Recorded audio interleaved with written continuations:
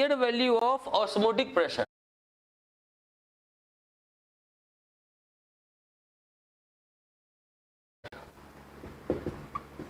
is called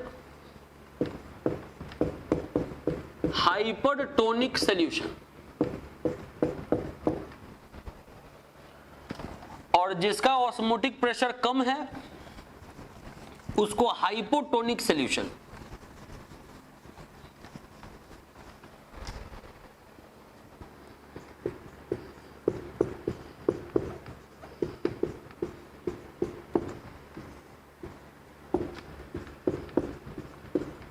The solution which has lower value of osmotic pressure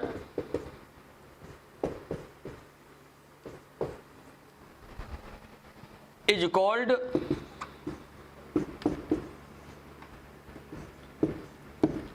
hypotonic solution।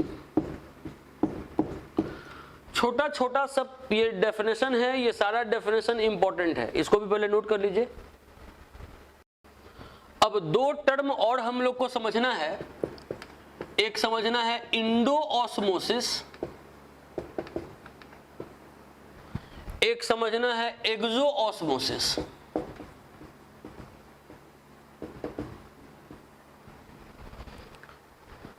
जैसे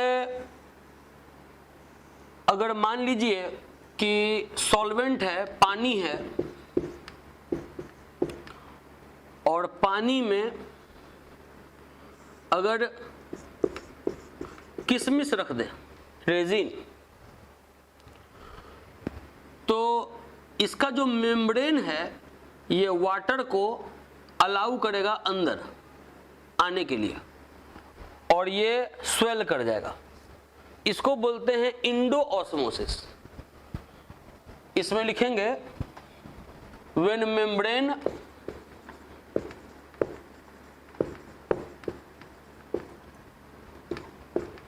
allows solvent to go inside, when membrane allows solvent to go inside, then the osmosis is called इंडोऑस्मोसिस।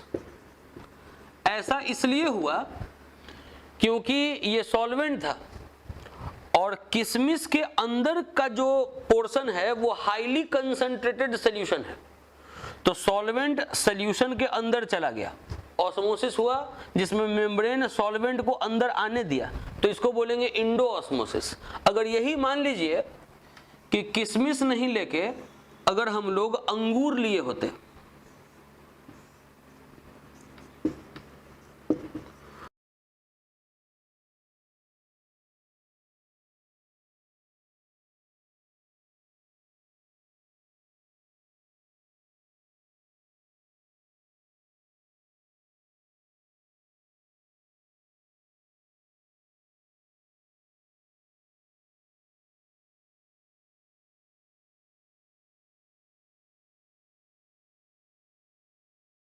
और अंगूर को किसी concentrated solution में रख दिए होते, किसी गाढ़े सॉल्यूशन में रख दिए होते, तब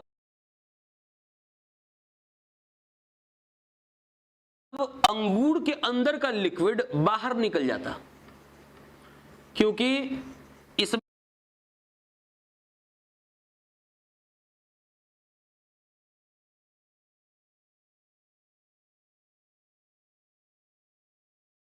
सॉल्वेंट ज्यादा होता और बाहर सॉल्वेंट कम होता, ये कंसंट्रेटेड सॉल्यूशन है, तो अंगूर के अंदर का लिक्विड बाहर निकल जाता और ये श्रिंक कर जाता, इसको बोलते एक्सो osmosis.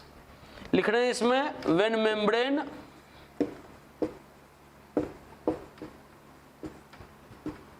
Allows solvent to go outside,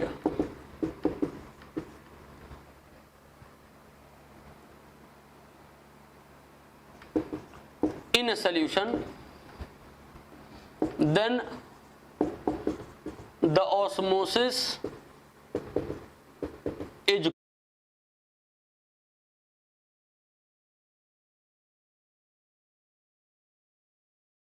called exoosmosis.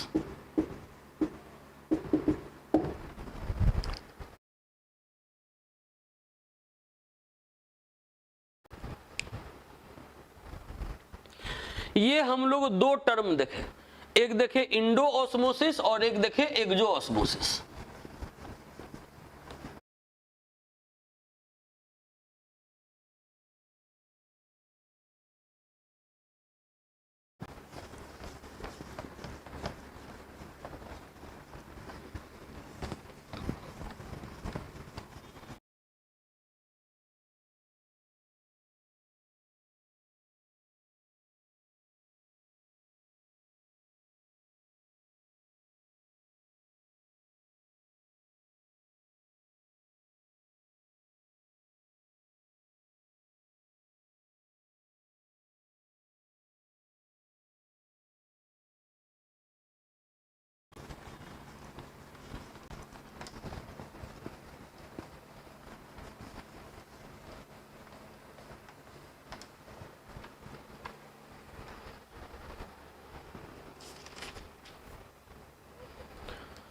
अब सुनिए,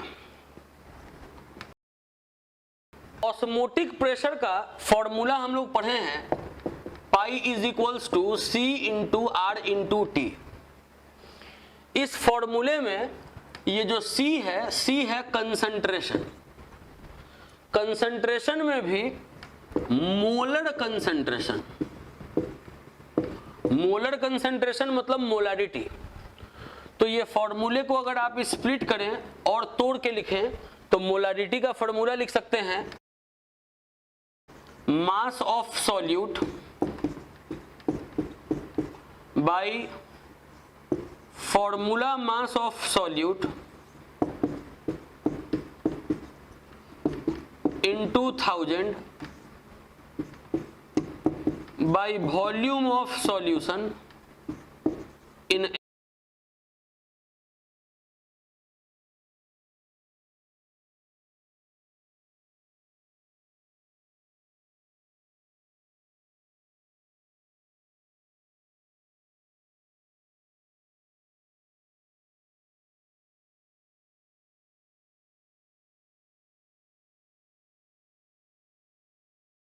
ml। ये हो गया pi is equals to c into r into t. T यहां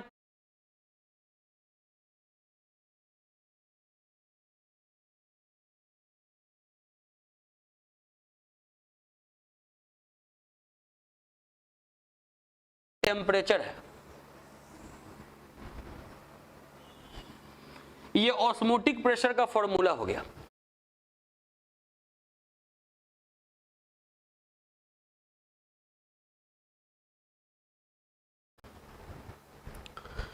एक क्वेश्चन आता है इस तरीके से कि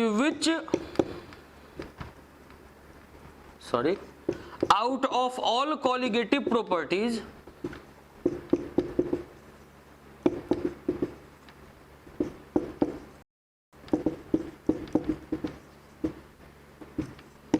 which colligative property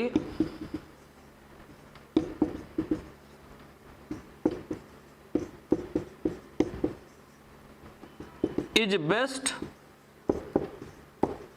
for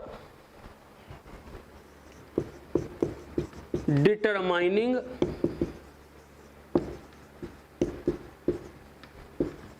molar mass of solute।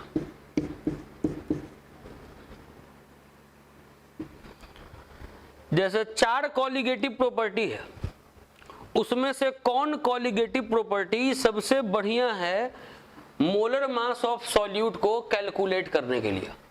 अगर क्वेश्चन में सब कुछ देके अगर मॉलिक्यूलर मास ऑफ सॉल्यूट अगर पूछ दिया तो मॉलिक्यूलर मास ऑफ सॉल्यूट निकालने के लिए सबसे बढ़िया कॉलिगेटिव प्रॉपर्टी कौन है।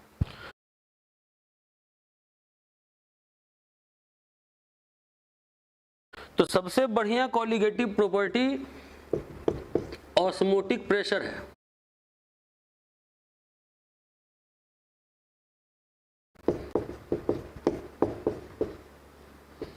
अगर कोई पूछे इसका रीजन कि क्या कारण है कि आप इस प्रॉपर्टी को अच्छा बताएं, ऐसे तो अभी आपको 4 प्रॉपर्टी पढ़ाए भी नहीं है, एक प्रॉपर्टी बचा ही हुआ है, लेकिन चूंकि इसी प्रॉपर्टी से रिलेटेड था इसीलिए इस क्वेश्चन को यहीं पर दे दिया। आप देखिए इलेवेशन ऑफ बॉइलिंग पॉइंट जो प्रॉपर्टी है, अगर आप उसको यूज करिएगा तो आपको बॉइलिंग पॉइंट पे काम करना होगा, जो कि रूम टेम्परेचर नहीं है। लेकिन इस प्रॉपर्टी में पाई बराबर C into R into T में आप काम रूम टेम्परेचर पे कर सकते हैं। प्रेशर लगाना है, आप रूम टेम्परेचर पे प्रेशर लगा सकते हैं। इसके बाद जो अगला कॉलिगेटिव प्रॉपर्टी है डिप्रेशन ऑफ फ्रीजिंग पॉइंट, तो उसमें आपको टेम्परेचर बहुत कम करना पड़ेगा। अगर आपको उस कॉलिगेटिव प्रॉपर्टी को यूज करना है तो फ्रीजिंग पॉइंट पे जाना होगा, बॉइलिंग पॉइंट में बॉइलिंग पॉइंट पे जाना है।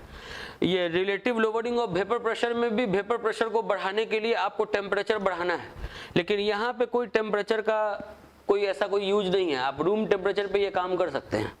तो ये कॉलिगेटिव प्रॉपर्टी हम लोग रूम टेम्परेचर पे यूज कर सकते हैं, इसीलिए ये कॉलिगेटिव प्रॉपर्टी सबसे अच्छा है मॉलिक्यूलर मास ऑफ सॉल्यूट को कैलकुलेट करने के लिए।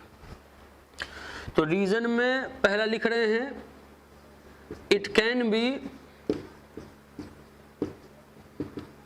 carried out at room temperature, ये रूम टेम्परेचर पे प्रोसेस किया जा सकता है। दूसरा, इसमें हम लोग मोलारिटी यूज कर रहे हैं, मोलारिटी, बाकी जो भी है उसमें मोलालिटी यूज कर रहे हैं, तो ये भी एक रीजन है। लिख रहे हैं इसमें molarity is used instead of molality, क्योंकि elevation of boiling point, depression of freezing point, ये सब में मोलालिटी है। मोलालिटी में मास ऑफ सॉल्वेंट निकालना होता है। अब जब से सॉल्यूशन अगर दिया रहेगा तो सॉल्यूशन का वॉल्यूम इजीली मेजर हो जाएगा, लेकिन अगर सॉल्वेंट का मास अगर आपको उसमें पता करना है तो पहले आपको मास ऑफ सॉल्यूट पता करना होगा, फिर मास ऑफ सॉल्यूशन में से मास ऑफ सॉल्यूट को घटाना होगा, उसके बाद आपको